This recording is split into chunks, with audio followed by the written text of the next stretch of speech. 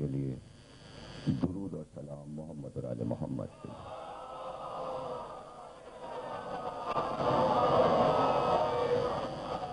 عشرہ چیلوں کی 7ویں تقریر آپ حضرات سماعت فرما رہے ہیں۔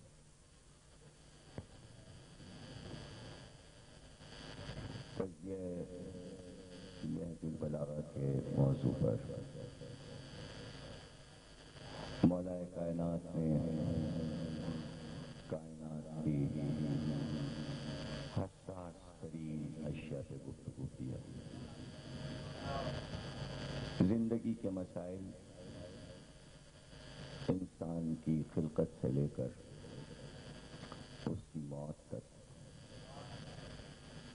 یہاں تک تو تمام انسان بولتے رہے، لیکن علی نے موت کے بعد سے قیامت تک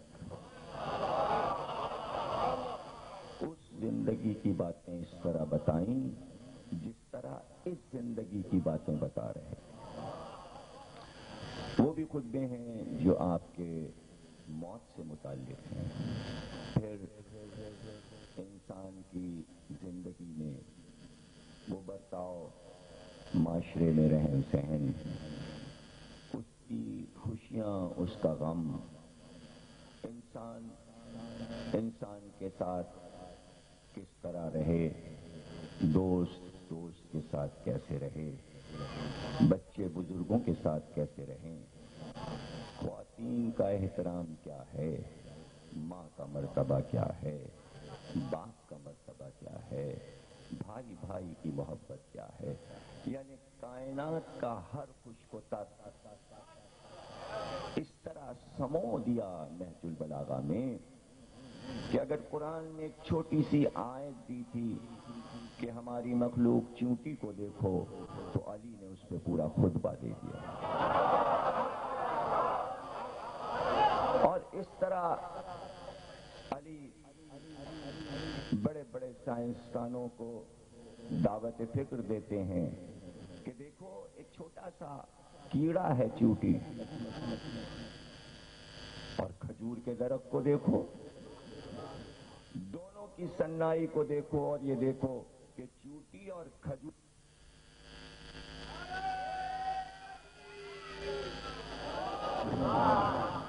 یعنی ایک طرف چھوٹی سی چیونٹی ہے اور ایک طرف اس چھوٹے سے کیڑے کو دیکھو، اس کی ذہانت دیکھو، اس کا اپنے لیے رزق لے جانا دیکھو، اپنے سے 10 گنا زیادہ وزن کے دانے کو لے کر چلتی ہے، منزل تک جانے کا عزم کرتی ہے۔ اس کے راستے میں پہاڑ بھی آتے ہیں، دریا بھی آتے ہیں، وہ دریاؤں کو بھی پار کر لیتی ہے، پہاڑوں پہ بھی چڑھ جاتی ہے، اور سب سے انوکھا کام اس کا یہ ہے کہ اس اپنے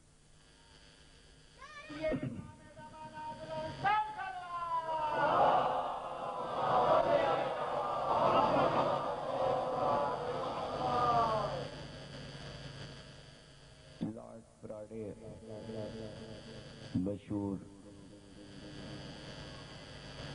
دانشور ہے یورپ کا، وہ کہتا ہے کہ میں نے طے کیا کہ میں چیونٹی پر پی ایچ ڈی کروں۔ اس کے لیے مجھے جنگل میں ایک کنواں تلاش کرنا پڑا کہ جہاں چیونٹیوں نے اپنا گھر بنایا ہو۔ 20 سال تک میں ان چیونٹیوں کے پاس بیٹھا رہا اور چیونٹیوں سے میں نے دوستی کی، ان کو آتے جاتے دیکھتا رہا، پھر میں نے کتاب لکھی۔ 20 سال کے عرصے میں ان کی عادات، ان کے اطوار، دا انٹ کتاب اس نے لکھی۔ آواز سے پڑھتے رہتے تو یہ سب نہ ہوتا۔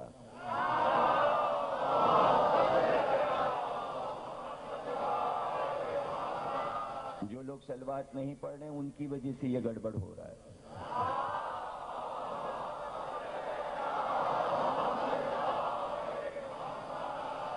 ایک اور پڑھیں.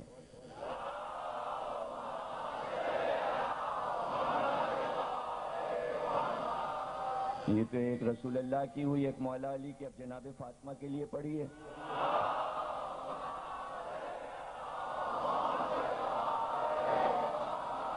اب امام حسن کے لیے پڑھی ہے.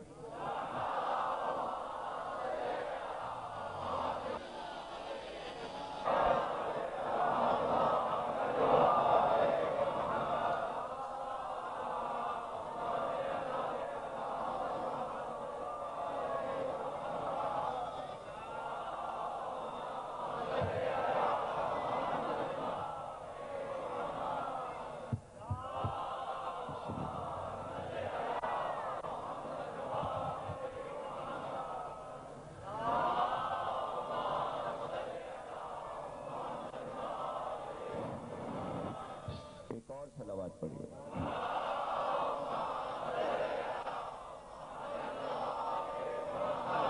آج کی ایک صلوات حضرت امام رضا صلوات اللہ السلام علیہ.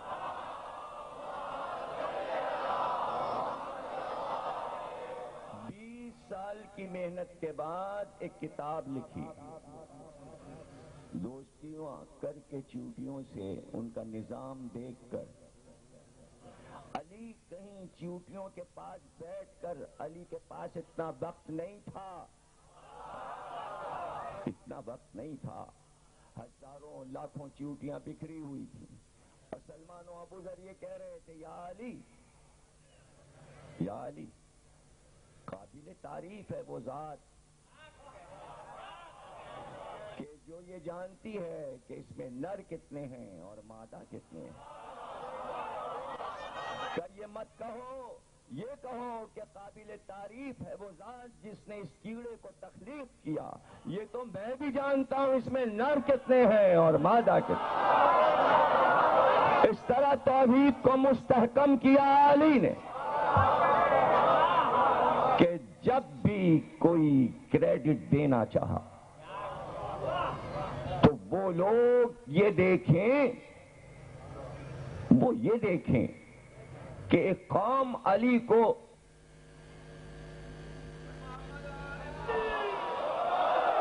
کہہ رہی ہے تو اس میں برا ماننے کی کیا بات ہے؟ کم از کم علی تو رب کو رب بنائے دے رہے ہیں. دونوں طرف دیکھو نا.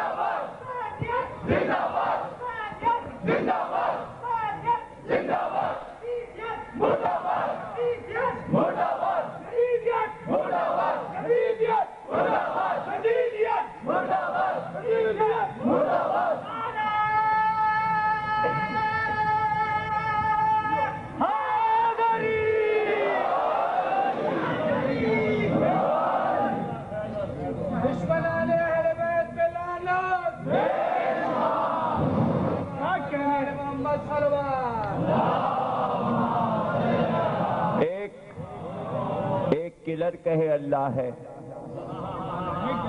ایک ٹیکسی ڈرائیور کہے اللہ ہے، ایک رکشے والا کہے اللہ ہے، ایک کاریگر کہے اللہ ہے، دنیا کہے اللہ ہے۔ ایسا کہنے والا ہو کہ کائنات کو یقین ہو جائے کہ اللہ ہے، پوری دنیا کہہ رہی اللہ ہے، لیکن یقین کس نے دلایا کہ ہے؟ جس نے یقین دلایا اس کا نام علی ہے، اور یہ علی تھے کہ جو بار بار کہتے رہے مجھے رب نہ بناؤ، اس کے علاوہ جو چاہے کہو اجازت ہے۔ دیکھیں یہ سچائی ہے، یہ سچائی ہے علی کی کہ مجھے نہ بنا دینا، مجھے نہ بنا دینا، اس لیے کہ میں محنت اس کے لیے کر رہا ہوں، یہ ساری محنتیں اس کو منوانے کے لیے ہیں۔ جو توحید منوانے میں اتنا سچا ہو، آپ نے تو توحید کا سب سے بڑا گواہ کھو دیا ہے، اب کیوں کہہ رہے ہو اللہ اللہ؟ خود پہ پڑھو، خود پہ سناؤ علی نے کیسے منوایا اللہ کو، علی کو کتنی دقتیں ہوئیں اللہ کو منوانے میں، کتنی دقتیں ہوئیں۔ اور پھر اگر یہ کون کہتا ہے کہ آپ اوروں کا نام نہ لیجئے؟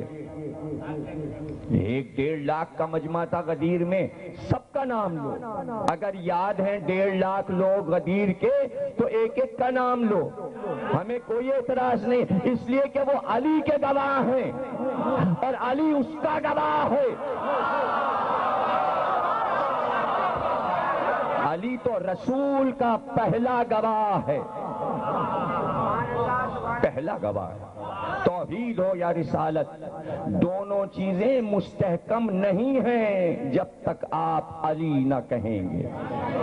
اور ضد میں یہ ضد کے نتائج ہم سے کوئی مطلب نہیں، ضد کا واسطہ ہم سے کچھ نہیں ہے، ضد ہم سے نہیں ہے، سیدھی سی بات ہے کہ ضد اس سے ہے، ضد اس سے۔ اور اس موضوع پہ میں تقریر کر چکا، ڈاکٹر ماجد عابدی کے یہاں بھی اور کمال کے گھر پر بھی میں یہ تقریر کر چکا کہ اللہ نے اس کائنات کو صرف اس لیے باقی رکھا ہے کہ ان ضدی انسانوں کی ضد کو توڑنا چاہتا ہے، ورنہ عذاب آنے میں کیا دیر تھا، کیا دیر ہے عذاب آنے میں؟ وہ ضد توڑنا چاہتا ہے، صرف ضد توڑنا چاہتا ہے کہ ان ضدیوں کی ضد کو توڑ دے۔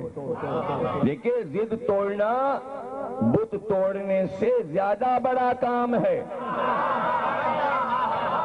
پرانے دین کو چھوڑ کے ادھر آنا اس سے بھی بڑا کام ہے ضد توڑنا۔ خدا کسی ضدی سے پالا نہ مارے، کسی سے پالا نہ پڑے، اس لیے کہ ضدی کے سامنے کسی کی نہیں چلتی، انبیاء کی نہیں چلی۔ بیٹا ضدی ہو گیا، منہ بولا صحیح، پہاڑ پہ چڑھ گیا۔ یاد رکھیے ضدی لوگ ہمیشہ پہاڑوں پہ چڑھتے ہیں۔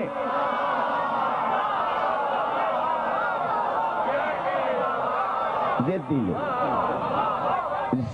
ضد توڑنا ہے۔ نوح نے کہا آ جا سفینے میں، آ جا سفینے میں، کہ نہیں آئیں گے۔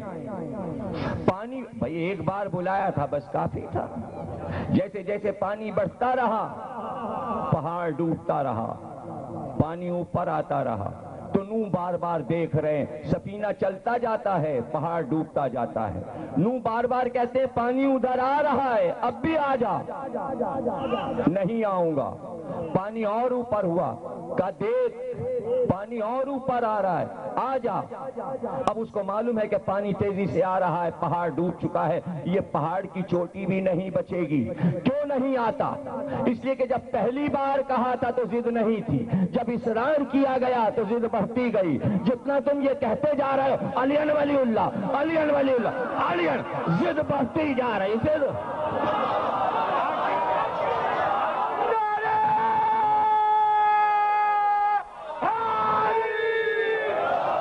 جیسے جیسے ضد بڑھتی جا رہی ہے، ڈوبنے کا زمانہ قریب آتا جا رہا ہے، غرق ہونے کا زمانہ قریب آتا جا رہا ہے۔ اس کو ضد آ گئی تھی کہ سفینے میں نہیں آئے گا۔ ضد اور سفینے کا مقابلہ ہے، اس لیے رسول نے کہا تھا میرے اہل بیت مثل سفینہ نوح ہیں، جو اس میں نہیں آیا وہ غرق ہوا، وہ غرق ہو گیا۔ اس کا مقدر ہے غرق ہونا، اور غرق کبھی پانی میں غرق ہوتا ہے، کبھی خشکی میں غرق ہوتا ہے، کبھی کبھی اپنی بدعقلیوں کے سمندر میں غرق ہوتا ہے۔ غرق ہونا مقدر ہے، لیکن یہ بھی غور کر لو، کنعان چڑھا کہاں تھا؟ پہاڑ پہ۔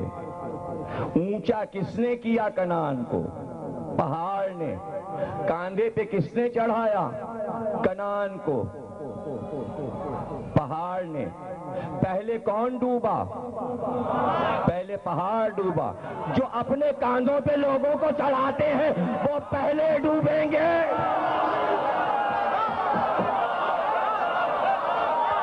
وہ پہلے غرق ہو جائیں گے، چاہے وہ پہاڑ جیسے کیوں نہ ہو، غرق ہونا ہے۔ اگر مقابل میں سفینہ ہے اور سفینہ بلا رہا ہو اور نہ آ رہے ہو تو پہاڑ بھی ڈوبا، جو پہاڑ پہ چڑھا وہ بھی ڈوبا۔ تو سفینہ بنا دیا۔ سفینہ یعنی طوفانوں میں، بلاؤں میں، بھنور میں سفینہ بجاتا ہے، سفینہ موجود ہے۔ اب چاہے پنجتن ہو تو سفینہ ہے، زین العابدین ہو تو سفینہ ہے، محمد باقر ہو تو سفینہ ہے، جعفر صادق ہو تو سفینہ ہے، موسی کاظم ہو تو سفینہ ہے، امام علی رضا ہو تو سفینہ ہے۔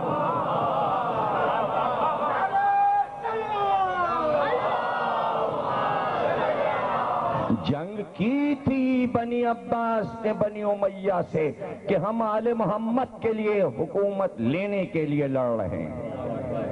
جب حکومت مل گئی تو تخت پہ خود بیٹھ گئے، یہاں تک کہ ہارون کے دو بیٹے امین اور مامون، ایک کنیز سے تھا، عجمی سے تھا، ایک عربی عورت سے تھا۔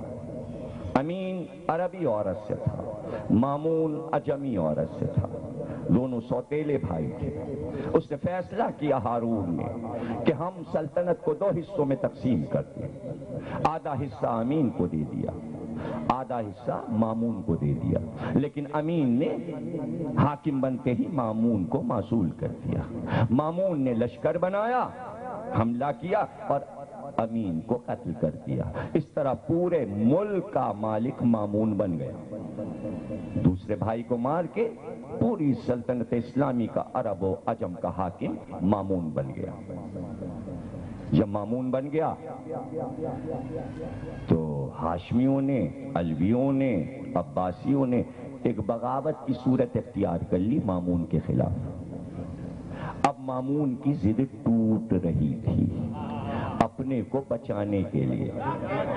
کہیں کہیں ایسی مجبوریاں حاکموں کے لیے آئیں کہ ضدیں ٹوٹی، پھر آ گئی ضد، پھر ٹوٹی، پھر آ گئی، پھر ضد ٹوٹی۔ جب کوئی علمی مسئلہ آ گیا ضد ٹوٹ گئی، یا علی آپ نہ ہوتے تو ضرورت تو پڑتی رہی آل محمد کی، ضرورت تو پڑتی رہی۔ اپنے خاص آدمی کو بھیجا کہ جاؤ مدینے سے فرزند رسول کو لے آؤ، تاکہ ہم اپنے بات کے لیے خلافت کا اعلان کرتے ہیں۔ کہ ہم اصل وارث کو یہ سلطنت اسلامی واپس کر رہے ہیں۔ عہدہ ملا ہو یا نہ ملا ہو، امام رضا بادشاہ بنے ہوں یا نہ بنے ہوں، کم از کم تاریخ میں یہ سارے جملے تو آ گئے، لکھ گئے کہ مامون نے کہا اصل وارث کو واپس کرو۔ اب پیچھے جتنی بھی تاریخ تھی سب اصل نہیں تھے، نقل تھے۔ مامون نے کہا میں نے فدق بھی واپس کیا سادات کا، میں یہ چاہتا ہوں کہ تخت پر بٹھا دوں، سکہ ان کا چلے، وہی ولی عہد قرار پائیں، سکے پر ان کا نام آئے۔ آ گئے سپاہی، چلیے مولا رخصت ہوئے اپنے جد کے روضے سے، بھائی بہنوں سے تقریر کی کہ یہ وہ سفر ہے کہ جس سے مسافر واپس نہیں آئے گا، اب ہم واپس نہیں آئیں گے مدینے، خدا حافظ، الوداع۔ کہتے ہیں کہ استقبال جو ہوا ایران میں 1,00,000 آدمیوں کا مجمع تھا جو ساتھ چل رہا تھا، 24,000 محدث اور راوی تھے، 24,000 قلمدان تھے کہ جن کے قلم کاغذ پہ رکھے ہوئے تھے کہ وہ کچھ کہیں تو ہم لکھیں۔ سواری مرو میں داخل ہو رہی تھی، نیشاپور و طوس کی طرف بڑھ رہی تھی۔ کہتے ہیں کہ بغداد کی طرف سے آئے اور ایران میں داخل ہوئے۔ سفر تھا، طویل سفر تھا۔ جب ایران میں داخل ہوئے اور وہ منزلیں آئیں کہ لوگ آنے لگے، ایک اجتماع تھا، ایک مجمع تھا۔ مجمع یہ چاہتا تھا کہ ایک بار دیکھ لیں، محدث یہ چاہتا تھا کہ وہ بول دیں ہم لکھ لیں۔ یہ 8واں فرزند ہے، 250 برس گزر چکے ہیں۔ میں تاریخ سے یہ پوچھنا چاہتا ہوں کہ حاکم نیشاپوری ہو یا کنز العمال ہو یا جتنی بھی تاریخیں ہوں، انہوں نے یہ مناظر لکھے اور اہل سنت کی کتابوں میں، ہر فقہ اور ہر مسلک کی کتابوں میں یہ پورا سفر موجود ہے۔ تو میں ایک جملہ پوچھوں، امام اور بھی بنائے گئے تھے، کیا ان کے ساتھ بھی یہی تھا کہ ان کی ایک جھلک دیکھنے کے لیے پوری قوم تڑپ رہی تھی؟ یہ کیا راز ہے کہ فرزند رسول کو پوری امت دیکھنا چاہتی ہے، زیارت کرنا چاہتی ہے؟ زیارت کا تصور کہیں تھا ہی نہیں، سامنے چل رہے پھر رہے، چل رہے پھر رہے، بس ہیں یہ ہیں۔ تو جب آپ گلی گلی میں امام بنا لیں گے تو زیارت کا تصور ہی ختم ہو جائے گا۔ امام ایک ہوتا ہے، امام ایک وقت میں ایک امام ہوتا ہے، وہ اقدام کرتا ہے، قیام کرتا ہے، پھر اس کی شان یہ ہوتی ہے کہ اس کی زبان سے نکلا ہوا ایک لفظ اس کا اپنا لفظ نہیں ہوتا، رسول کا لفظ ہوتا ہے، اللہ کا لفظ ہوتا ہے۔ یہ 250 برس میں جب کہ کتابیں لکھی جانے لگیں تو مسئلے یہی اٹھ پڑے کہ دین لیا کس سے گیا؟ تو بیان کرنے والے کہتے تم نے کس سے سنا ہے یہ حدیث؟ تو وہ کہتا فلاں ابن فلاں سے۔ اس نے کس سے سنا؟ فلاں ابن فلاں سے۔ گاؤں گاؤں فاصلے، کہاں سے حدیث آ رہی ہے؟ کئی ہزار میل دور سے راوی آ رہا ہے، تم اس تک پہنچے کیسے؟ وہ تم تک پہنچا کیسے؟ یہ تو اڑتی اڑتی تم تک آئی ہوگی، کوئی تسلسل نہیں تھا حدیث۔ امام نے چاہا کہ ہم پوری دنیا کو یہ بتا دیں کہ حدیث لینے کا طریقہ کیا ہے۔ ایسے میں پورا مجمع پکارا، فرزند رسول زیارت کرائیے۔ ہماری پہ سیاہ پردہ پڑا ہوا تھا، ایک بار غلام نے پردے اٹھا دیے، اب جو امام کا چہرہ نظر آیا تو سر پہ سیاہ امامہ، شملے دونوں طرف لٹکے ہوئے اور زلفیں بل کھائی ہوئی کاندھے پر پڑی ہوئی، سیاہ زلفیں، وہ ریش مبارک، وہ رخسار کا تل، وہ ناک بینی مبارک، وہ ابرو، وہ آنکھیں رسول کی، وہ دہن مبارک جیسے رسول کا، وہ آفتاب جیسا چہرہ۔ عالم یہ تھا کہ جب پہلی جھلک دیکھی تو جو گھوڑوں پہ بیٹھے تھے کود پڑے، پیدل ہو گئے، نالینیں اتار دی، اور جو جلدی میں گھوڑے سے کود نہ پائے انہوں نے کمر کے خنجر نکال کر رکاب کے تسمے کاٹنے شروع کر دیے کہ ہم پیدل آ جائیں، ہم زمین پہ آ جائیں تاکہ ہم دیکھ سکیں اطمینان سے۔ یہاں تک کہ مجمع آگے بڑھ رہا تھا کہ پردہ گرا دیا غلام نے، سواری پھر آگے بڑھ گئی، ہماری پھر آگے بڑھ گئی، مجمع تھا کہ گرتا جا رہا تھا۔ ایران نے سی ڈی بنائی ہے، فلم بنائی ہے، امام رضا پہ دیکھیے، بچوں کو دکھائیے تاکہ کوئی ایک اندازہ ہو کہ سواری کیسے جا رہی ہے، مجمع کیسے بڑھ رہا ہے، امام کیسے تشریف لا رہے ہیں۔ ایران نے چہرہ نہیں دکھایا ہے فلم میں، لیکن ایک دائرہ ہے نور کا کہ جب امام آتے ہیں اور درس دیتے ہیں تو یہ جو کچھ آپ دیکھ رہے ہیں، بہرحال ناقص العقل انسان کتنا دکھا سکتا ہے نور کو، لیکن سمجھا تو سکتا ہے۔ ہم کیا بتائیں کہ ہم بغیر کسی منظر کے لفظوں سے دکھانا چاہتے ہیں کہ شان امام کیا تھی۔ سواری آگے بڑھ گئی، محدث پکار رہے تھے، فرزند رسول ہم آپ کی زبان سے کچھ سننا چاہتے ہیں۔ یہ قلم ہمارے جو ہیں کاغذ پہ چلنے کے لیے بے قرار ہیں۔ پردہ الٹا گیا، پردہ اٹھا، آواز آئی، فرزند رسول کچھ سنائیے، اپنی آواز سنائیے۔ ایک آواز پورے مجمع میں گونجی کہ اللہ نے کہا کہ لا الہ الا اللہ ہمارا ایک قلعہ ہے۔ دیکھا آپ نے، علی نے گفتگو شروع کی تو اس سے شروع کی، 8ویں علی نے شروع کی تو وہیں سے شروع کی۔ اس گھرانے کے علاوہ کوئی اور توحید کا مزاج سمجھتا ہو تو اس کا نام بتاؤ۔ سب اپنی اپنی باتیں کرتے تھے، اللہ سے شروع کرنے کی کسی میں جسارت نہیں تھی۔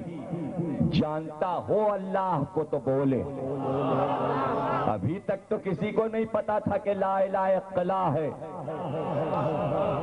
جو اس میں داخل ہوا وہ امن میں آیا، لیکن ایسے نہیں حدیث سنا دی کہ سنو اور لکھو، جہاں تک آواز پہنچ رہی ہے لکھو۔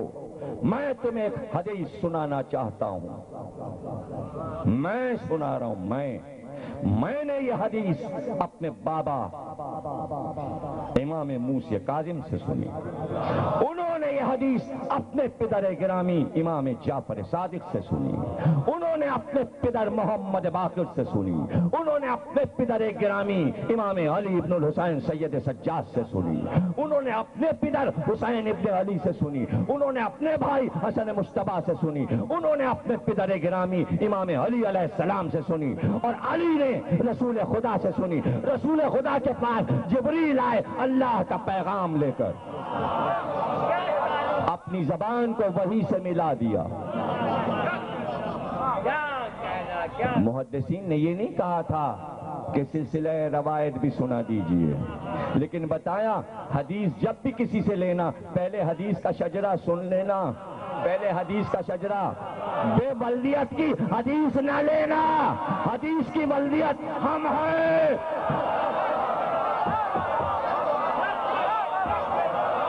حدیث کی بلدیت ہم ہیں، حدیث کے باپ ہم ہیں۔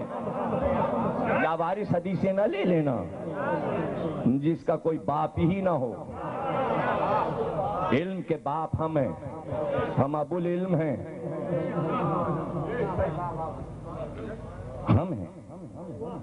تو سلسلہ دیکھنا، یہ بتاؤ اس پورے سلسلے میں کوئی غیر معصوم آیا جبریل تک؟ تو کہتے ہیں کہ امام احمد بن حنبل نے اپنی مسند میں لکھا کہ نیشاپور کے راستے میں امام رضا نے جو حدیث سنائی وہ سلسلۃ الذہب ہے، سنہرا سلسلہ، سنہری کڑیوں کا سلسلہ، اور کہا کہ یہ وہ سلسلہ ہے کہ جس میں معصوم حدیث میں آتے ہیں۔ تو کہا اگر یہ سلسلہ دیوانے پر پڑھ کے پھونک دیا جائے تو دیوانہ صحیح الدماغ ہو جائے. تو 8واں بیٹا رسول کا جو سلسلہ سنائے اس میں یہ طاقت ہے کہ دیوانے کو اچھا کر دے. رشتہ قلم سے ہے اور تم رسول پہ یہ شک کر رہے ہو. وہ کہہ رہے قلم کاغذ لاؤ، یہ کہہ رہے ہیں دیوانے ہو گئے. امام نے بتایا کہ جس میں رسول کا نام آ جائے وہ سلسلہ پڑھ کے دیوانے پہ پھونکو، نہ کہ رسول کے دماغ پہ شک کرو. قلم اور کاغذ لے کے آئے ہو، 24,000 قلم آج لے آئے تم. رسول ایک قلم مانگ رہا تھا تو ایک قلم نہیں دیا. ہم نے تو قلم نہیں مانگے تھے، یہ 24,000 کیوں لائے؟ امام رضا نے نشاپور کے راستے میں ان ضدیوں کی ضد توڑی جنہوں نے قلم نہیں دیا تھا.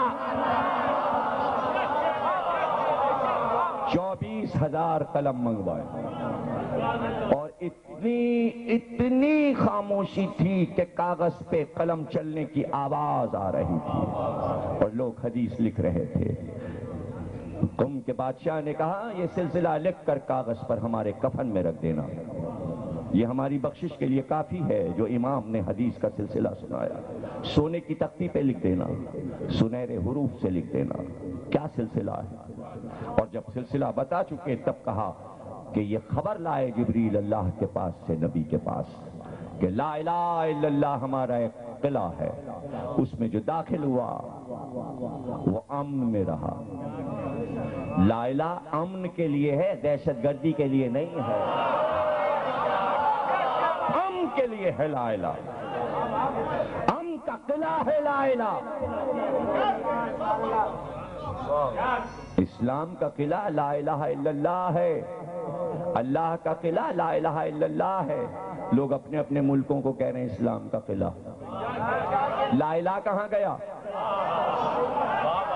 لا الہ کہاں گیا؟ اللہ کہہ رہا ہے نہیں، لا الہ الا اللہ قلعہ ہے، اس میں داخل ہو جاؤ.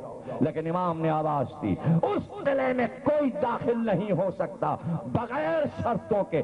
بے شرطہا و شروطہا، شرطیں ہیں، بغیر شرطوں کے تم لا الہ میں داخل نہیں ہو سکتے. پردہ گرا ہماری کا، لوگ چیخنے لگے حدیث ابھی ادھوری ہے. ستنی بیانہ کچھ اور بیان ہو جائے فرزند رسول. ایک بار چلتے چلتے سواری رکی، پردہ اٹھا کہ سنو بے شرطہا و شروطہا، بغیر شرطوں کے کوئی لا الہ کے قلعے میں نہیں آ سکتا. اس کے بعد آواز دی وَأَنَا مِن شَرْطِہا وَشُرُوطِہا، ان شرطوں کی ایک شرط میں ہوں، میرے بغیر لا الہ نہیں، میرے بغیر لا الہ نہیں. تو کوئی لا الہ کے قلعے میں داخل ہو رہا ہے بغیر اس کے. نام کیا ہے؟ علی رضا. میں شرط ہوں. کون؟ علی. قیامت تک لا الہ کی شرط علی رہے گا، بغیر علی کے لا الہ نہیں ہے. یہ قرآن کا اعلان ہے، یہ آیات قرآنی کا اعلان ہے. کل پرسوں کئی بار آیت پڑھ چکا، قل کفی باللہ شہیدا بینی و بینکم ومن عندہ علم الکتاب. اس آیت کو بچوں کو زبانی یاد کروا دیجئے کہ رسالت کے دو گواہ ہیں، ایک اللہ ہے اور ایک علی ہے، ایک اللہ ہے اور ایک علی ہے. اللہ کے فوراً بعد علی ہے، اللہ کے ساتھ گواہ علی ہے. بغیر علی کے اللہ کی گواہی نہیں ہے. جب تک یہ گواہی اللہ کی علی کی نہیں ہوگی رسالت کی گواہی پوری نہیں. پہلے اللہ نے گواہ کو منوایا، اپنے آپ کو تو وہ منوا نہیں رہا، میں تو مانا ہوا ہوں. اس نے اپنے گواہ کو منوایا. میرا ساتھی گواہ کون ہے؟ واللہ احد اللہ الصمد لم یلد ولم یولد. نہ اس سے کوئی پیدا ہوا، نہ کوئی اس کے ساتھ ہے، نہ کوئی اس کے ساتھ رہتا ہے، نہ کوئی اس کا ساتھی ہے، نہ کوئی اس کا دوست ہے. اور گواہی کی منزل پر ایک کو بلا کے اپنے ساتھ لے کر آ گیا، کہا ایک میں ہوں، ایک یہ ہے، ایک یہ ہے، ایک میں ہوں، ایک یہ ہے، ایک یہ میں. اور اگر اگر یہ بحث ہو جائے ایک گواہ کمتر ہے اور ایک گواہ بہت برتر ہے، نہیں ایسا نہیں ہے۔ گواہ جوڑی دار ڈھونڈا جاتا ہے، برابر کا ڈھونڈ۔ پوری کائنات پہ اللہ نے نظر ڈالی اور کہا میں کس کو لاؤں، میں اعلیٰ ہوں، یہ علی ہے۔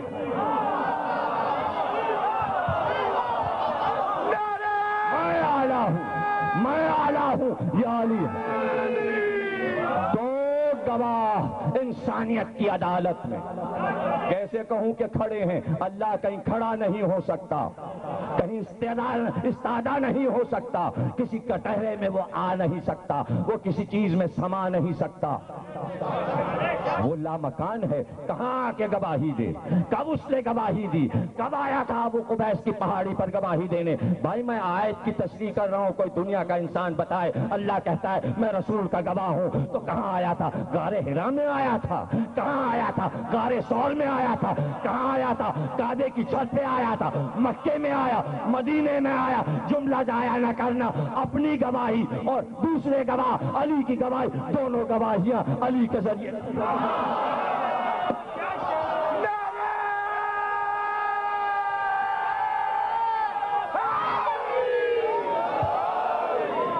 علی کی ایک گواہی دو گواہیوں کے برابر ہے، دو گواہیوں کے برابر ہے۔ ڈوب مرے ضدی کہ جب زہرا نے کہا فدق میرا ہے، آواز آئی گواہ، کہا علی۔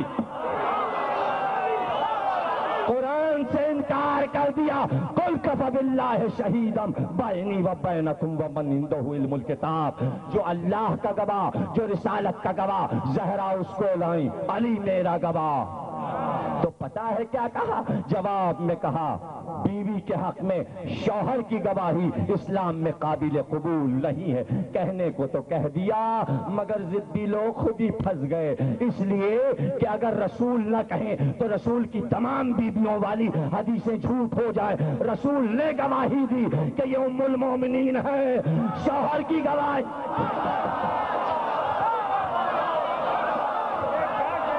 شوہر کی گواہی پر بیویوں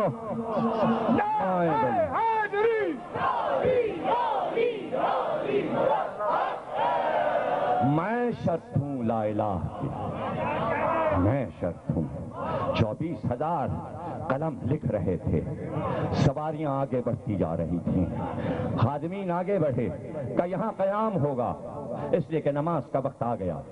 راستے میں مسجد تھی، مسجد کا صحن بہت بڑا تھا۔ امام اترے سواری سے، تشریف لائے مسجد میں، نماز ادا کی، ہزارہ آدمی نے نماز پڑھی۔ کوئی یہ نہیں پوچھ رہا فرزند رسول کون سی نماز پڑھا رہے ہیں، نمازیں تو کئی ہو گئی ہیں پر نماز پڑھ رہے، معلوم ہے رسول کے بیٹے کے پیچھے نماز پڑھ رہے۔ اس سے نہیں پوچھا جائے گا کیسی نماز، ایسی نماز، کیسی نماز۔ بیٹا نماز پڑھا، سب کو پڑھنا ہے، سب کو پڑھنا ہے۔ اور جب بیٹا آئے گا اور جب نماز پڑھائے گا تو میں عیسیٰ سے پوچھوں گا کیسے پڑھو گے، ایسے پڑھو گے کیا ایسے؟ یہ تو عیسیٰ سے پوچھا جائے گا۔ پھر عیسیٰ کے پیچھے جو بھی پڑھیں، جو پڑھیں، تو نماز تو ابھی باقی ہے پڑھنے کے لیے کہ جہاں ضدیں ٹوٹیں گی، ابھی ضدیں ٹوٹیں گی۔ نماز میں زیادہ ضد آتی ہے، روزے میں زیادہ ضد آتی ہے، ضد کے ساتھ روزے میں غصہ بھی بہت آتا ہے۔ پہلے ہی روزے میں بسوں میں جھگڑا شروع ہو جاتا ہے۔ عبادتیں جھگڑے نہیں ہیں، عبادتیں امن کی چیز ہیں، یہ امام بتا رہا ہے، یہ معصوم بتا رہا ہے۔ ابھی نماز پڑھ کے مصلی پر بیٹھے تھے، دو زانو بیٹھے تھے کہ کوئی نظر کے کھجور کا تھال لے کے آ گیا، امام کے سامنے رکھ دیا گیا، کھجور کا تھال رکھ دیا گیا۔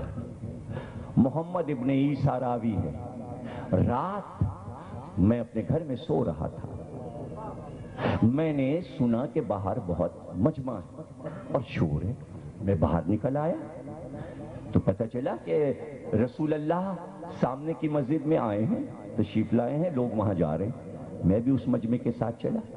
جب میں مسجد میں پہنچا، صحن میں میں نے دیکھا رسول اللہ تشریف فرما ہے، کھجور کا تھال رسول اللہ کے سامنے رکھا ہے۔ مجھے آواز دی محمد بن عیسیٰ ادھر آؤ۔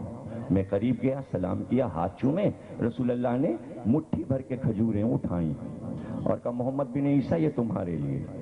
میں نے وہ کھجوریں لیں، میں مسجد سے باہر آیا، میں نے گنا 18 کھجوریں تھیں۔ تو میں یہ سمجھا اب میری زندگی کے 18 برس رہ گئے۔ میری آنکھ کھل گئی۔ صبح جب ہوئی تو اسی طرح خواب میں جیسا شور سنا تھا، شور کی آواز کان میں آئی۔ میں باہر نکلا، مجمع مجمع، گلیوں میں مجمع، شاہراہوں پہ مجمع۔ میں نے پوچھا کیا ہے؟ تب وہ سامنے کی مسجد میں فرزند رسول مدینے سے تشریف لائے۔ اسی طرح انہی راستوں پہ ہوتا ہوا جو خواب میں دیکھا تھا، میں مسجد میں پہنچا۔ مسجد کا نقشہ بھی وہی تھا، مجمع ویسا ہی تھا، صحن ویسا تھا، اور محراب میں اسی طرح بیٹھے ہوئے دیکھا جو چہرہ رات دیکھا تھا۔ ابھی میں صحن مسجد میں داخل ہوا تھا کہ محراب کے پاس سے آواز آئی محمد بن عیسیٰ ادھر آؤ۔ جیسے خواب میں بلایا گیا تھا اسی طرح آواز دی گئی۔ یہ میرا نام جانتے ہیں۔ میں قریب پہنچا، میں نے سلام کیا، میں نے ہاتھ چومے، مٹھی بھر کے انہوں نے کھجوریں لی۔ اب جو میں نے مٹھی میں کھجوریں لی میں نے گنی 18 تھیں۔ جب 18 گن چکا میں نے کہا کچھ اور عنایت ہو جائے۔ کہا میرے دادا نے خواب میں جتنی دوئی ہیں اس سے زیادہ ہاتھ برابر ہے، رسول کا اور فرزند کا ہاتھ برابر ہے۔ ید اللہ فوق ایدیہم، یہ اللہ کا ہاتھ ہے محمد، یہ اللہ کا ہاتھ ہے۔ قرآن میں کہا گیا یہ اللہ کا ہاتھ ہے۔ اللہ کا ہاتھ ہر چیز کے وزن کو جانتا ہے، امام کو معلوم ہے۔ اور یہ تعبیر جو تم لے رہے ہو کہ 18 برس زندگی میں رہ گئے، ایسا نہیں ہے، ابھی تم جیو گے۔ اس غلط فہمی کو دل سے نکال دو۔ میرا جد نہ موت بانٹتا تھا نہ میں موت بانٹنے آیا ہوں۔ ہم زندگیاں دیتے ہیں، آج تک زندگی دے رہے ہیں۔ دنیا جہان کا بیمار کہیں سے شفا نہ پائے، لے جا کے زری میں باندھ دو۔ ادھر قریب پہنچا اور درود کے نعرے ہوئے۔ فالج زدہ کے پیروں سے طاقت آ کر اپاہج پن دور ہوتا ہے۔ لوگ دیکھتے ہیں مریض اپنے پیروں سے چلا، کئی ہزار مریض زری سے بندھے پڑے ہوئے، ایک پورا صحن ہے جس میں مریض لیٹے ہوئے، مریض لیٹے ہوئے۔ نادر شاہ درانی گیا، اس نے کہا تم کب سے لیٹے ہو؟ کہا 1 سال ہو گیا۔ تم کب سے یہاں لیٹے ہو؟ کہا 2 سال ہو۔ تم کب سے یہاں ہو؟ 3 سال ہو گئے۔ کہا اتنے دنوں سے تم پڑے ہوئے ہو اور امام تمہیں ٹھیک نہیں کر رہے، تم ہمارے امام کو بدنام کر رہے ہو، ٹھیک نہیں؟ پتہ لگایا، کہا بھائی اتنے دن سے کیوں؟ کہا یہ خود ہی نہیں ٹھیک ہونا چاہتے۔ خادمین نے کہا یہ خود ٹھیک، کہا کیوں؟ کہا اس لیے کہ یہاں سے مفت کھانے پینے کو ملتا ہے، کہ آرام سے لیٹیں، کھانا پینا ملے، جانا ہی نہیں چاہتے یہاں سے۔ ایک بار نادر شاہ نے تلوار نکالی اور کہا میں روزے میں جا رہا ہوں زری کی زیارت کرنے، واپس آؤں تو سب ٹھیک ہونا ورنہ سب کو قتل کر دوں گا، یہی سب کو ذبح کر دوں گا۔ یہ کہہ کے روزے میں گیا۔ نادر شاہی حکم تو مشہور ہے، رو رو کے پکار مولا جلدی ٹھیک کیجئے۔ اب جو نادر آیا سب کھڑے ہوئے،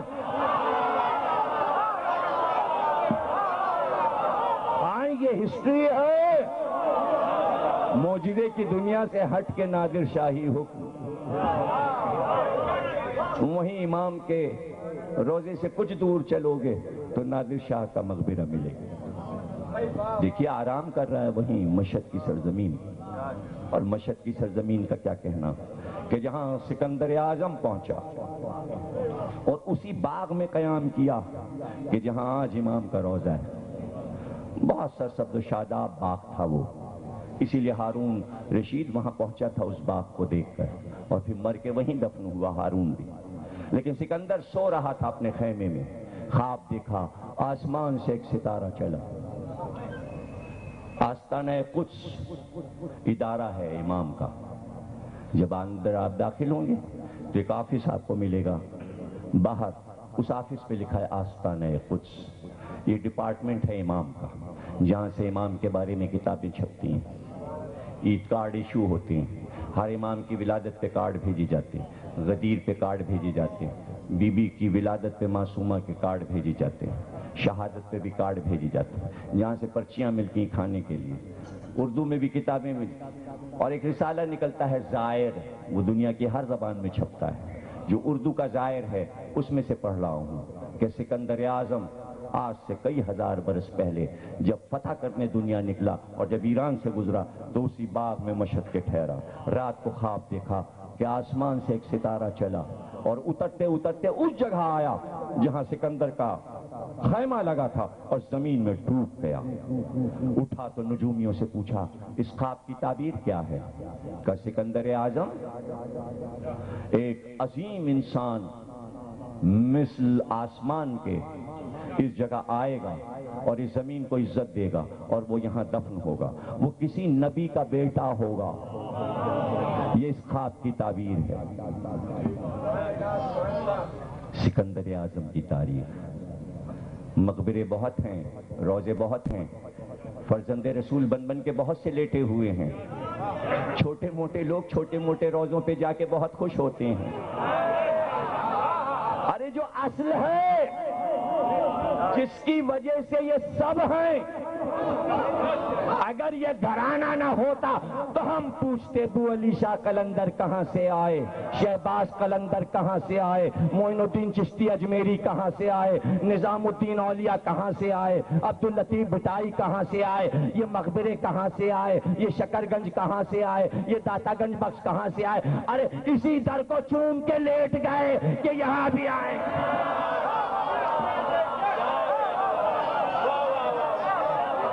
اب کوئی برا نہ مانے، کوئی اس بات کا میرے جملے کا برا نہ مانے، ہم بڑے لوگ ہیں، بڑے درباروں میں جاتے ہیں، بڑے دروازوں پہ جاتے ہیں، بڑے گھر والوں کو چاہتے ہیں، آسمانی لوگوں سے پیار کرتے ہیں، ورنہ یہ کہ ادھر ادھر تو ذرا سے کسی نے کہا علی کی خوشبو دے دے تو اب ذرا سی پر ہم نہیں جاتے۔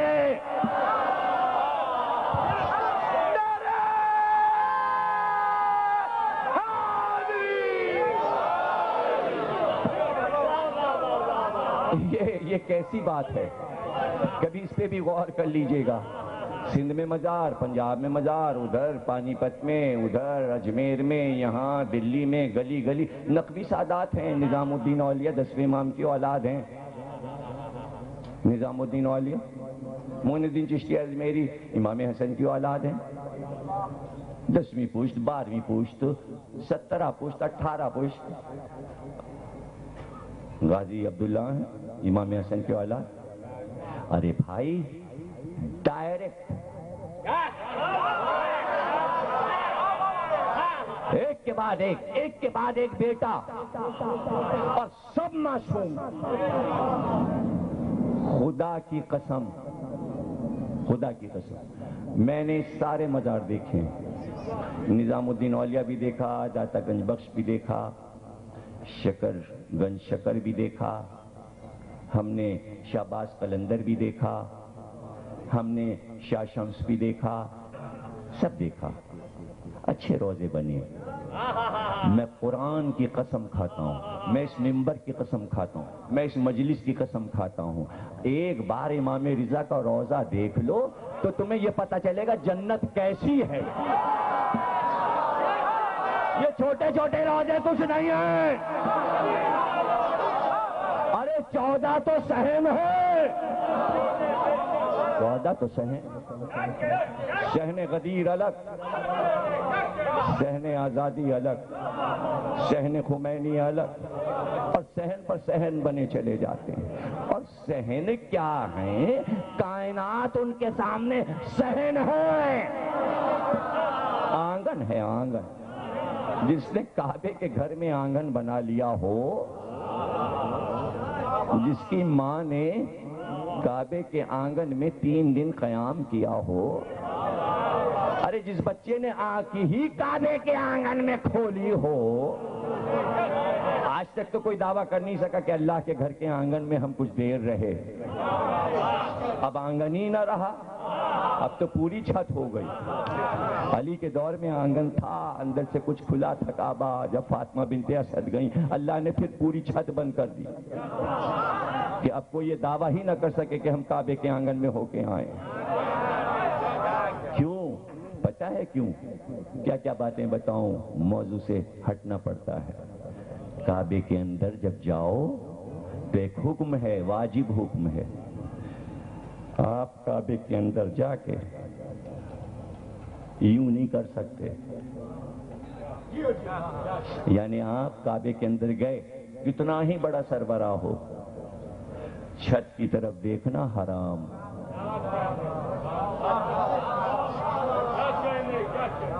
آنکھیں جھکائے ہوئے زمین کو دیکھتے ہوئے جاؤ اور نکل آؤ, یوں نہیں کر سکتے. اللہ کے گھر میں سر اٹھاؤ گے, ارے جب اس کی بارگاہ میں سر اٹھا لیا تو پھر اب چاہے جہاں سر اٹھاتے پھرو, دندناتے پھرو, سر جھکائے ہوئے. صحن ختم کیا گیا. اگر کعبے میں صحن ہوتا اور کوئی چلا جاتا اور یوں کرتا تو بالکل کعبے سے بیت معمور نظر آتا ہے, چاہے وہ عام ہی انسان کیوں نہ ہو, بیت معمور دیکھ سکتا تھا. اللہ نے صحن ختم کر کے چھت بنا دی تاکہ بیت معمور کوئی نہ دیکھ سکے. اس لیے کہ 3 دن بچے نے ماں کی گود میں بیت معمور دیکھا. اب ارے علی نہیں بن,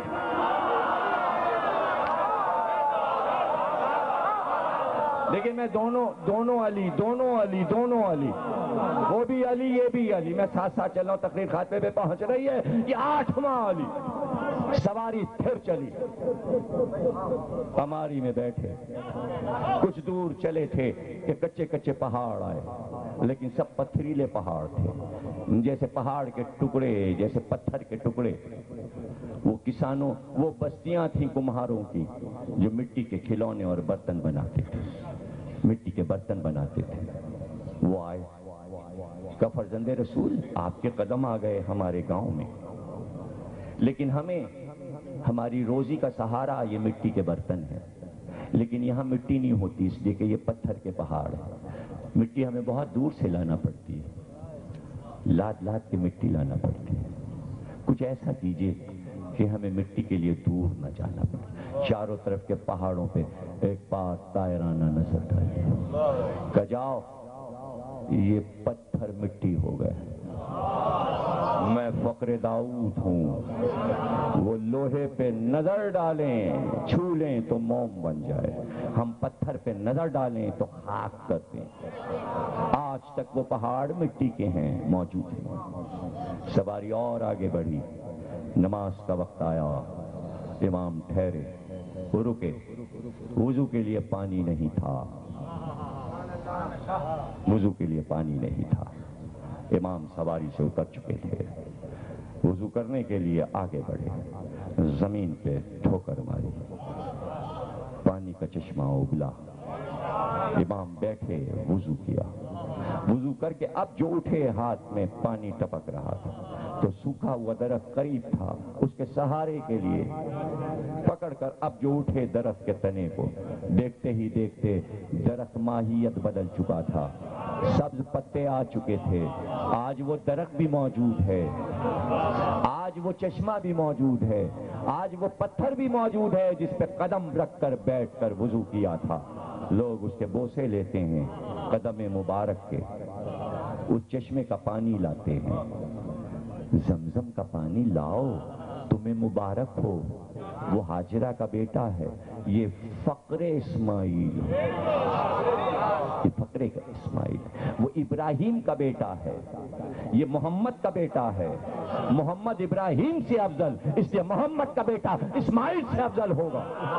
اگر کمتر کیا تو گھرانہ کم ہو جائے گا اور یہودیوں اور عیسائیوں کا نبی افضل ہو جائے گا. کبھی اس پہ غور نہیں کیا مسلمانوں نے؟ ہاں نسب کو گھٹا تو رہے ہو، لیکن یہودیوں اور عیسائیوں کو موقع دے رہے ہو کہ وہ فخر سے کہیں کہ قرآن میں ہمارے عیسیٰ کی ماں مریم کا ذکر ہے، تمہارے نبی محمد کی ماں کا ذکر نہیں ہے، تو تمہارے پاس کوئی جواب نہیں ہوتا۔ ہمیشہ کہو، پکار کے، پوری امت پکار کے کہے محمد ابراہیم سے افضل، اس لیے محمد کا ہر بیٹا ابراہیم کے سارے بیٹوں سے افضل۔ ابراہیم کے بیٹوں میں اسحاق بھی، اسماعیل بھی، یعقوب بھی، یوسف بھی، عیسیٰ بھی، زکریا بھی، یحییٰ بھی، داؤد بھی، سلیمان بھی، تمام انبیاء سے افضل یہ محمد کے سارے بیٹے مہدی تک۔ اس لیے افضلیت کی وجہ سے کہاں ختم نبوت، ختم نبوت، نبی پہ نبوت ختم ہو گئی، بس اب کوئی نبی نہیں آئے گا۔ ہاں امامت ہے، امامت کو سب فرقوں نے مانا، دیکھیں مانا سب نے، انکار کے باوجود مانا۔ آپ کہیں گے دلیل کیا ہے کہ سب نے مانا؟ ماننے کی دلیل دوں؟ ارے امامت کو مانا نہیں تو پھر سب نے اپنے اپنے امام کیوں بنائے؟ ارے امامت کو مان رہے ہو جبھی تو بنا رہے ہو۔ امام ابو حنیفہ کہاں سے آ گئے؟ امام حنبل کہاں سے آ گئے؟ امام مالک کہاں سے آ گئے؟ امام شافعی کہاں سے آ گئے؟ امامت کو مانا جبھی تو مانا، نہ بناتے تب ہم سمجھتے کہ نہیں مانتے امامت کو۔ تو امامت کے عقیدے کو تو سب مانتے ہیں کہ نبوت کے بعد امامت ہے۔ جب سرکار نے کہہ دیا میرے بعد کوئی نبی نہیں آئے گا، تو اب قیامت تک محمد کی جگہ پر مصلی پر کوئی نماز نبی نہیں پڑھا سکتا۔ معراج میں محمد جائیں گے، نماز پڑھائیں گے، نماز پڑھائیں گے، آدم پیچھے پڑھیں، نوح بھی پیچھے پڑھیں، ابراہیم، موسیٰ، عیسیٰ سب نے معراج میں سرکار کے پیچھے نماز پڑھی۔ جہاں محمد کے قدم تھے وہاں ہر نبی کا سر تھا۔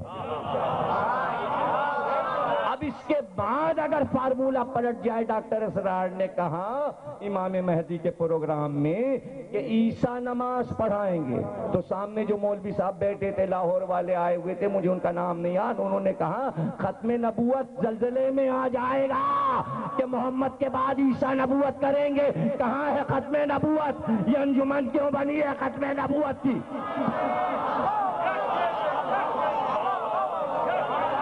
عیسیٰ کیسے نماز پڑھائیں گے؟ عیسیٰ کی فقہ معزول ہو چکی ہے، انجیل ختم ہو چکی ہے، احکامات انجیل نہیں ہیں، تو اب نبی کب رہے عیسیٰ محمد کے آنے کے بعد؟ انہیں کیا حق ہے وہ نماز پڑھائیں؟ پھر ایک اور بڑی اچھی بات کہی ولی راضی نے، انہوں نے کہا کہ امام مہدی آئیں گے فقہ حنفی رائج کریں گے۔ وارے امام مہدی، یا امام احمد بن حنبل کو کیوں چھوڑ دیں گے؟ اور امام مالک کو کیوں چھوڑ دیں گے؟ امام شافعی کیوں چھوڑ دیں گے؟ چار چار امام ہیں اور ایک کی فقہ، یہ کیسی بات ہے؟ ہو سکتا ہے ولی راضی یہ کہنا چاہ رہے ہوں کہ اگر چار ہوں تو چار میں سے تین کو معزول کیا جاتا ہے۔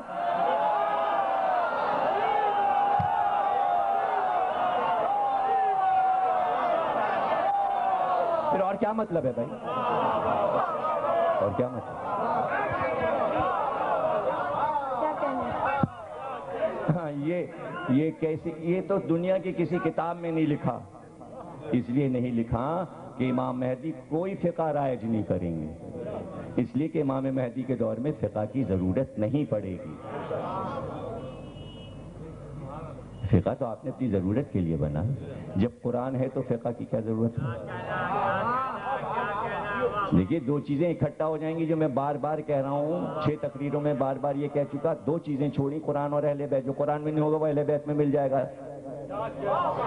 جو چیز قرآن میں نہیں ہوگی اہل بیت میں مل جائے گی. جب دونوں چیزیں آ گئیں قرآن اور مہدی تو اپنا فقہ کی ضرورت نہ علم کلام کی ضرورت نہ تاریخ کی ضرورت کسی چیز کی ضرورت نہیں ہے. قرآن میں آیت ہوگی تشریح امام مہدی کریں گے. وہ کہیں گے اب نماز پڑھ لو اب روزہ رکھ لو ایسے یہ کر لو ایسے وہ کر لو ایسے یہ کر لو ایسے وہ کر لو. میرا حکم یہی فقہ یہی علم کلام یہی تاریخ یہی حدیث یہی تفسیر جو میں نے کہہ دیا وہی. اتنی سی بات لوگوں کے سمجھ میں نہیں آتی. رہ گیا یہ مسئلہ کہ نماز کہنے نہیں پہلی نماز یہ بھی بہک رہے تھے لوگ کہنے کہ پہلی نماز ظہر کی تو امام مہدی پڑھا دیں گے اس کے بعد کی جتنی نمازیں پھر عیسیٰ پڑھائیں گے امام مہدی پڑھیں گے. عجیب باتیں یہ عجیب باتیں دیکھیے. یعنی اب اس پہ بھی حیرت ہوتی ہے کہ جتنی فقہیں رائج ہیں وہ بھی پوری نہیں پڑھی گئی. ابھی میں نے جنگ کے ایک انٹرویو میں یہ بات کہی. میں نے کہا دیکھیے روشن خیالی کا مطلب یہ ہے کہ جو حنبلی والا ہو وہ دیگر فقہیں پڑھے جو حنفی والا ہو وہ دوسری فقہیں پڑھے.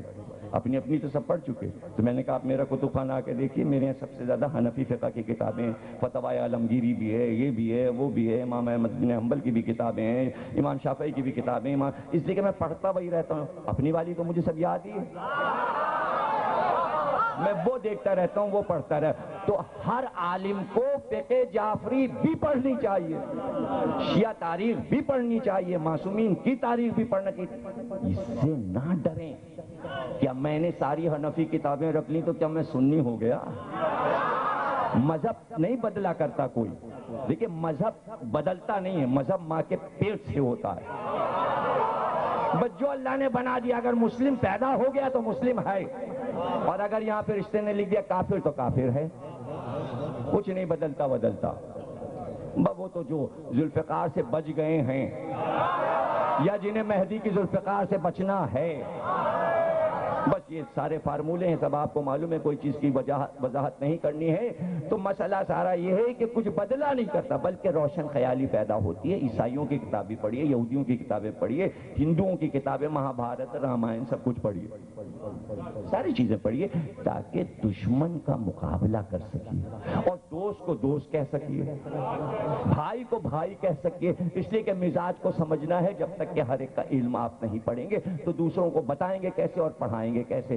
ہمارے ائمہ اسی لیے ہم اس پر فارمولے پہ کیوں عمل کرتے ہیں اس لیے کہ علی نے کہا رسول نے کہا کہ اگر میں اپنے بعد مسنت قضا پر علی کو بٹھا دوں تو علی سے بہتر فیصلہ کرنے والا کوئی نہیں. اس لیے کہ اگر یہودی آئے گا تو علی توریت سے فیصلہ کریں گے عیسائی آئے گا تو انجیل سے فیصلہ کریں گے صاحب زبور آئے گا تو زبور سے فیصلہ کریں مسلم آئے گا تو قرآن سے فیصلہ کریں گے.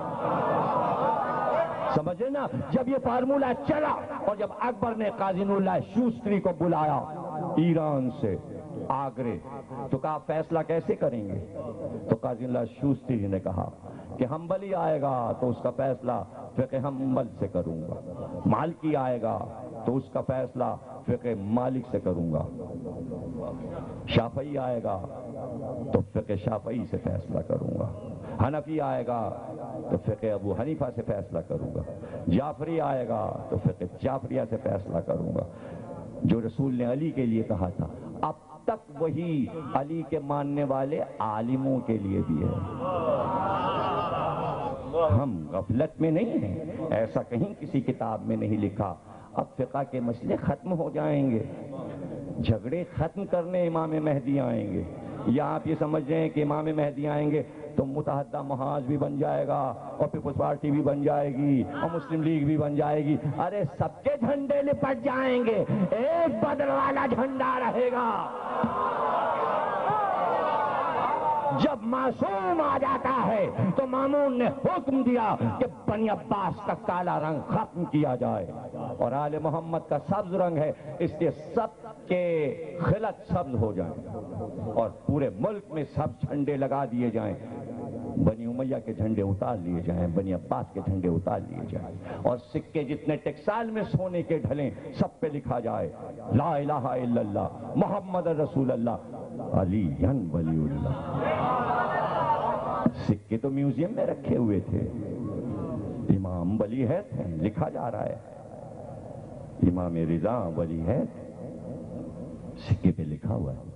چاہنے والوں نے ان سکوں کو لیا تو پھر خرچ نہیں کیا، چھپا کے رکھ لیا، اس پہ ہمارے امام کا نام ہے، اور جب کوئی جاتا تو بازو پہ باندھ دیتے، اس لیے کہ وہ امام ضامن ہے، ان کی ضمانت میں دیا، اور ضمانت امام تو بات پہ ضمانت، شکاری ہرنی کو لے جائے، وہ شکوہ کرے تو کہ چھوڑ دو اسے، بچے کو دودھ پلا لے تو لے جانا، آپ کون ہیں؟ امام وقت، جو جانور کی زبان جانتا ہے، آج تک امام ضامن، امام ضامن، امام آگے بڑھے، شاہی محل میں پہنچے، استقبال ہوا، 2.5 لاکھ آدمیوں نے استقبال کیا، 23,000 علماء بیٹھے ہوئے تھے، دیگر مذاہب کے، وہ شان و شوکت تھی کہ امام کو تخت پہ جگہ دی گئی، مسند پہ تشریف فرما ہوئے، شاہی لباس امام نے زیب تن کیا، جشن ولی عہدی ہوا، تقریریں ہوئیں، ایسے میں جب امام نے دربار کو برخاست کیا، کچھ لوگ آگے بڑھے اور کہا آپ آل رسول ہو کر، فرزند رسول ہو کر آپ نے بادشاہی لے لی، آپ نے بادشاہی لے لی؟ امام نے فوراً قرآن کی آیت پڑھی کہ یوسف نے کہا مصر کے بادشاہ سے کہ مجھ کو اپنا ولی عہد بنا دے، مجھے مصر کا بادشاہ بنا دے، اور اس کے بعد ایک سوال کیا اس سے کہ یہ بتا مشرک افضل ہے یا مسلم افضل ہے؟ اس نے کہا مسلم افضل ہے۔ بھئی غور سے دیکھیے گا، تقریر کے آخری جملے بہت باریک بات ہے، امام جو سمجھا رہے ہیں اس کو، کہ مشرک افضل ہے یا مسلم افضل ہے؟ اس نے کہا مسلم افضل ہے۔ کہ مامون مسلم ہے، مصر کا بادشاہ مشرک تھا، مامون مصر کے بادشاہ سے افضل ہے؟ کہاں؟ کہ نبی افضل ہے یا امام؟ کہ نبی افضل ہے۔ کہ یوسف نبی تھے، یوسف جیسا نبی ایک مشرک بادشاہ سے کہہ رہا ہے اپنی سلطنت مجھے دے دے، اور اس تخت پہ بیٹھ رہا ہے مشرک کے تخت پہ۔ مامون تو مسلم ہے، اور میں نے خود اس سے تخت مانگا نہیں، اس نے تو مجھے بلا کے کہا ہے یہ لے لیجئے، اب یہ میری مرضی ہے میں ٹھکرا دوں یا لے۔ اب یہ دنیا کیا جانے کہ راز امامت کیا ہے؟ کیوں بلایا ہے مجھے؟ کہ ہم نے بلایا ہے کہ اس سلطنت کا مالک آپ کو بنا دے، کہ یہ عہدہ جو تیرے پاس ہے یہ تیرا ذاتی ہے یا کسی اور سے ملا ہے؟ اگر تیرا ہے تو تجھے حق نہیں، اگر اللہ نے تجھے دیا ہے تو تجھے حق نہیں کہ اللہ کی دی ہوئی چیز کسی کو دے دے، اور اگر غصب کیا ہے کہیں سے تو یہ کہے کہ جس کا ہے اسے واپس کر رہا۔ اب بتائیے مامون کے پاس کیا جواب ہے؟ اور پھر مجھے حکومت سے کیا، تخت و تاج سے کیا؟ ہم کیا کریں گے یہ حکومت لے کر؟ کہ آپ کو یہ معلوم ہے نا کہ شورا کمیٹی میں علی کو بلایا گیا تھا؟ کہاں معلوم؟ کہ تو یہ کہا گیا تھا نا کہ اگر عہدے کو قبول نہ کیا جائے تو سر اڑا دیا جائے۔ کہ یہ بھی معلوم ہے؟ کہ علی کے قتل کا سامان تھا؟ کہ تھا۔ کہ اگر آپ نے ہمارے دیے ہوئے عہدے کو نہیں دیا تو آپ کا سر اڑا دیا جائے گا۔ کہیں خلافت لے لینے پہ سر اڑ جاتے ہیں، کہیں پیشکش کی جاتی ہے نہ لیا تو سر اڑا دیں۔ یہی مدینے میں علی سے کہا گیا تھا اگر آپ تخت پہ نہیں بیٹھے تو مدینے کی اینٹ سے اینٹ بجا دی جائے گی، ہم سب آپ کو قتل کر دیں گے۔ اس لیے مجبوری درجہ علی نے خلافت لی، 8واں علی، جان کی حفاظت۔ لیکن کہ یہ تیرا منصب مجھ تک پہنچے گا نہیں، چند دنوں میں تو ہی مجھے اس دنیا سے رخصت کر دے گا۔ یہ کہہ کے اٹھ گئے، یہ کہہ کے اٹھ گئے۔ دربار تھا، روز آتے، تشریف فرما ہوتے، چور پکڑ کے لایا گیا، سلطنت مامون میں چوری کی ہے اس نے، مامون نے حکم دیا ہاتھ قطع کر دیے جائیں، چھوڑنے کا تو کیسے حکم دے گا؟ تو کیسے حکم دے گا اور تیرے کہنے سے ہاتھ کیسے فتح ہو جائیں گے؟ تو میں حاکم ہوں اس ملک کا. تو حاکم تو ہے لیکن سلطنت تو غصب کی ہے. تجھ میں اور مجھ میں کوئی فرق نہیں. میں چھوٹا چور ہوں، تو بڑا چور ہے. اس لیے تجھے حکم دینے کا کیا حق ہے؟ وہ حکم دے جو خود چور نہ ہو. مامون مڑا اور امام کی طرف دیکھا. آپ کیا کہتے ہیں؟ آپ کا کیا خیال ہے اس کے بیان پر؟ کہ یہ بات تو ٹھیک کہتا ہے، بس یہیں پہ سلطنت کا فیصلہ تھا. آنکھیں بند کر لیتے اور سلطنت کی دھن میں یہ کہہ دیتے چور غلط کہتا ہے، اس کے ہاتھ کاٹ دیے جائیں. اس فیصلے سے سمجھو کہ آل محمد نے حکومتیں کیوں نہیں لی. غلط فیصلہ نہیں کر سکتے تھے، اللہ کے حکم کے خلاف نہیں کر سکتے تھے، جو کہ مسلمان کرتے آئے ہیں اور کر رہے ہیں. ہے لکھا قرآن میں عورت نماز نہیں پڑھا سکتی، پڑھا لوگوں نے، مسلمانوں نے ہاتھ باندھ کے کھڑے ہوئے عورت کے پیچھے. تصویر آ جائی ہے اخباروں میں اس کی، اور وہ قرآن بھی درست کر رہی ہے. اور کیسے آپ حکم دیں گے، کیسے روکیں گے اس کو؟ وہ تو دعویٰ کر چکی میں مجتہد ہوں، پڑھا چکی نماز. اب لاکھ آپ اسے روک دیں، وہ تو ایک نماز پڑھا چکی اور مسلسل پڑھا رہی ہے. یہ نوبت کیوں آئی کہ عورت نے نماز پڑھائی؟ اسی چیز کو آل محمد روک رہے تھے کہ اس آیت پر عمل کرتے رہنا کہ رسول سے کہہ دیا گیا گھر گھر، عورت کے لیے گھر، عورت کے لیے گھر. اب پڑھوں گا نہج البلاغہ کا خطبہ. علی نے کہا، عجیب جملہ کہا علی نے، اپنی عورتوں کو گھر میں بٹھایا اور جنگ میں آ گئے. جنگ میں آ گئے. اور یہ جیسے کہ کہا جاتا ہے نا کہ فتویٰ، میں انڈیا میں تھا، وہاں فتویٰ آ گیا کہ سب عورتیں جماعت میں جا سکتی ہیں. تو مجھ سے بھی پوچھا کہ اسی زمانے میں چل رہا تھا، ممبر پہ پرچہ آیا کہ کیا عورتیں جا کے جماعت میں نماز پڑھ سکتی ہیں؟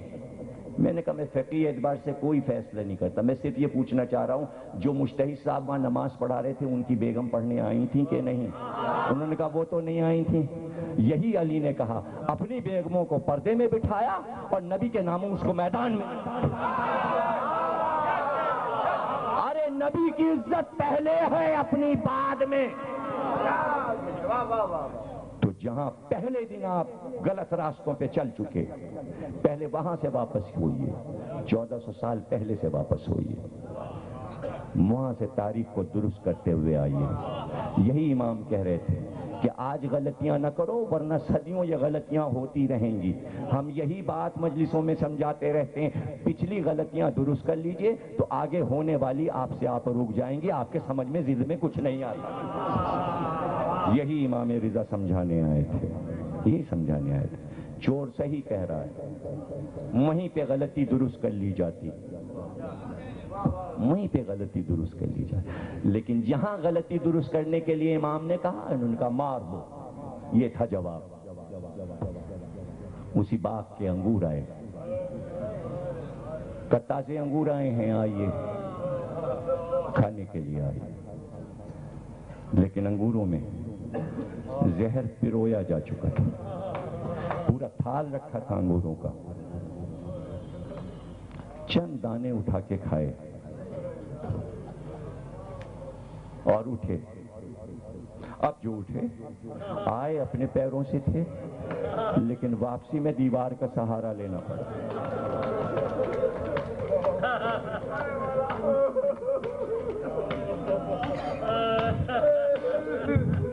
خادم ہے ابو سلط، روزے سے قریب، خادم کا بھی روزہ ہے، امام کا خادم ابو سلط، اس کی بھی زیارت لوگ کرتے ہیں. ساتھ ساتھ مامون نے کہا کہاں جا رہے ہیں؟ کہ جدھر بھیج دیا تو نے وہیں جا.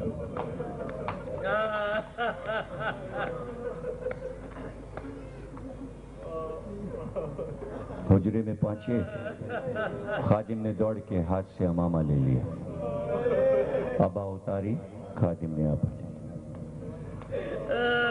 تھراتے قدموں سے بستر کی طرف بڑھے، پیشانی پہ پسینہ آیا، بستر پہ دراز ہو گئے۔ رات کیسے گزری یہ سب کچھ ابو سلط بتاتا ہے، لیکن رات بھر باتیں کرتے رہے کہ ابو سلط یہ آخری رات ہے ہماری، تمہارے علاوہ کوئی نہیں جسے میں اپنی باتیں بتاؤں۔ ابو سلط میت یہیں سے اٹھے گی ہماری، لاشا یہیں سے جائے گا، لیکن مامون اس باغ میں جہاں مجھے دفن کیا جائے گا ایک خیمہ نصب کروائے گا، میری میت کو وہاں لے جا کے رکھے گا، غسل دینے کے لیے کچھ لوگ آئیں گے لیکن وہ مجھے غسل نہیں دے سکیں گے، اس لیے کہ خیمے میں انہیں جانے نہیں دیا جائے گا۔ میرا بیٹا تقی جواد مدینے سے آئے گا، خیمے میں وہ موجود ہوگا۔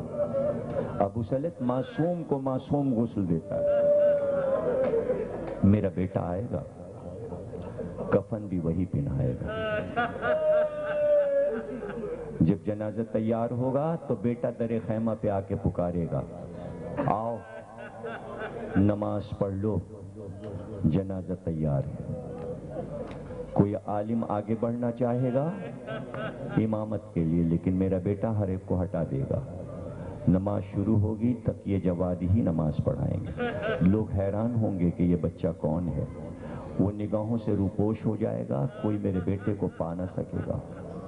ایسے میں ابو سلط قبر کھود رہی ہوگی، کوشش کرے گا مامون کہ ہارون کے پائنتی کی جانب میری قبر بنائے، اس کے پیروں کی طرف میری قبر بنائے، لیکن پھاوڑے کام نہیں دیں گے، چٹانیں بیچ میں آ جائیں گی، قبر کھود نہیں سکے گی۔ جگہ جگہ کھودنے کی کوشش کریں گے لیکن قبر نہیں بنے گی، لیکن جب ہارون کے سرہانے کی طرف قبر کھودے گی تو وہ قبر کھد جائے گی، اور جب قبر تیار ہو جائے گی، جیسے ہی قبر تیار ہوگی قبر سے پانی ابلے گا اور پانی سے قبر بھر جائے گی، قبر میں چھوٹی چھوٹی مچھلیاں نظر آئیں گی، پھر اس کے بعد تم دیکھو گے ایک بڑی مچھلی آئے گی، بڑی مچھلی چھوٹی مچھلیوں کو کھا جائے گی، اور اس کے بعد پھر وہ مچھلی بھی غائب ہو جائے گی، پھر قبر سارے پانی کو چوس لے گی، قبر میں پانی جذب ہو جائے گا۔ جب پانی واپس چلا جائے اس کے بعد میری لاش میرا بیٹا قبر میں اتارے گا۔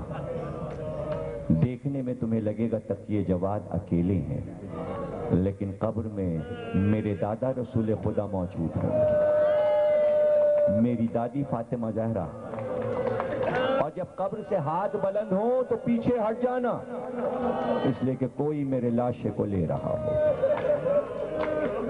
اور ہاں ابو سلط جب جنازہ لا کے سامنے رکھا جائے گا قبر میں اتارنے کے لیے، تو اس وقت تم دیکھو گے کہ نگاہوں سے ایک بار جنازہ غائب ہو گیا۔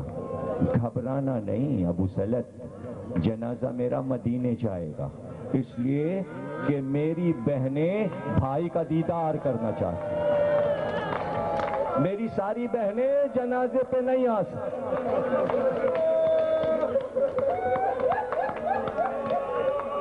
جزاک اللہ، گریہ کیا آپ نے، بجلی کے آنے جانے سے کچھ وقت زیادہ ہوا، لیکن محب بیٹھے ہوئے ہیں، نوحہ خوانی بھی ہوگی، پرسہ دیا جائے گا، امام کا نوحہ پڑھا جائے گا، تابوت برآمد ہوگا۔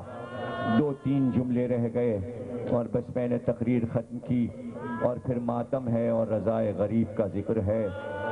آپ ماتم کرتے ہوئے تابوت کو کاندھا دیں گے۔ ایک اکیلا بیٹا تھا، آج اتنے کاندھا دینے والے آئے، لیکن تقیے جواد تم نے غسل دیا، کفن پہنایا، ہاتھ تو نہیں بندھے تھے؟ ہائے سید سجاد، بابا کا لاشا دھوپ میں پڑا تھا، سید سجاد کے ہاتھ بندھے تھے، اور باپ کے لاشے پر سے قیدی بنا ہوا بیٹا گزر رہا تھا، اور اتنا بس نہیں تھا کہ ایک چادر باپ کے لاش. جزاک اللہ. بس آخری دو جملے. ابو سلط کہتا ہے کہ وہ رات، میری طرف دیکھنا، ابو سلط کہتا ہے کہ وہ رات ایسی تھی کہ جب امام تڑپتے تھے تو بستر سے 1 فٹ اچھل جاتا. کئی بار ایسا ہوا کہ امام جو تڑپے تو بستر سے زمین پہ گرے، میں نے اٹھا کے امام کو بستر پہ گرایا. جب چیخیں بلند ہوئی تو مامون کے محل سے ساری شہزادیاں روتی ہوئی عباسی شہزادیاں نکل آئی، اور امام کے چاروں طرف تمام شہزادیوں نے بال کھول کے رونا شروع کیا. حالانکہ عباسی خاندان کی تھی، لیکن جانتی تھی یہ رسول کا فرزند ہے، ہمیں اس پہ رونا چاہیے. بہت عورتیں تھیں جو رو رہی تھی، ماتم کر رہی تھی، مگر ہائے زینب. ابو سلط کہتا ہے کہ ابھی کچھ دیر گزری تھی، نماز جنازہ ہوا کہ نگاہوں سے جنازہ غائب ہو گیا، اور یہی وقت تھا کہ معصوم یہ کہتا ہے امام محمد تقی کہ ایک بار مدینے کے گھر میں، رسول اللہ کے گھر میں صحن میں جنازہ آیا. جیسے ہی جنازہ آیا پکار کے بہنوں کو اطلاع دی گئی بھائی کا جنازہ آیا ہے. اس وقت امام کی 18 بہنیں تھیں اور سب نے بال کھولے. ایک معصوم قم سفر میں ہے، 17 بہنیں بال کھول کے بھائی کے جنازے کے گرد آئیں، اور بہنوں نے ماتم شروع کیا. ہائے میرا ماجایا، ہائے میرا بھائی. بہنیں تھی، ہاتھ نہیں بندھے تھے، بازو نہیں بندھے تھے، اس لیے ماتم ہو رہا تھا. بھائی کے جنازے پر بہنیں رو رہی تھی، مگر آئے کربلا میں بہنیں تو تھی. آئے 11 کی صبح زینب کے بازو بندھے تھے، ام کلثوم، رقیہ، اور بھائی کے لاشے پہ پکار رہی تھی میرا بھائی، میرا بھائی. ہائے امام رضا، امام رضا، ہائے امام رضا، ہائے امام رضا، ہائے امام رضا، ہائے امام رضا. شیعوں میں ہے گل بپا، ہائے امام رضا، ہائے امام رضا. شیعوں میں ہے گل بپا، ہائے امام رضا، ہائے امام رضا، ہائے امام رضا، ہائے امام.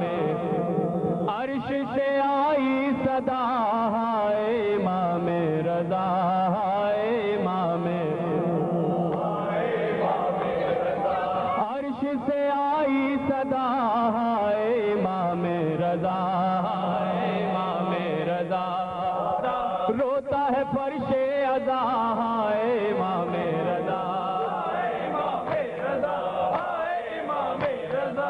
روح جناب بطول آج ہے پھر دل ملول، آج ہے پھر دل ملول. آپ کا غم ہے سوا، ہائے امام رضا، ہائے امام رضا، ہائے امام رضا.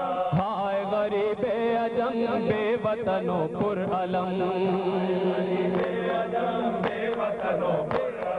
پاس نہیں اقربا، ہائے امام رضا، ہائے امام رضا، ہائے امام رضا. لاش پہ ہے بے کسی اور ہے تنہائی بھی، بے کسی اور ہے تنہائی بھی. کون یہاں آئے گا، ہائے امام رضا، ہائے امام رضا، ہائے امام رضا. آئی صدا غم سے لاشا اٹھا، آپ کا تو ہے رضا دھوم سے لاشا اٹھا، دھوم سے لاشا اٹھا. کون تھا شبیر کا، ہائے امام رضا، ہائے امام رضا، ہائے امام رضا، ہائے امام رضا. کی ہمشیر کو فاطمہ دلگیر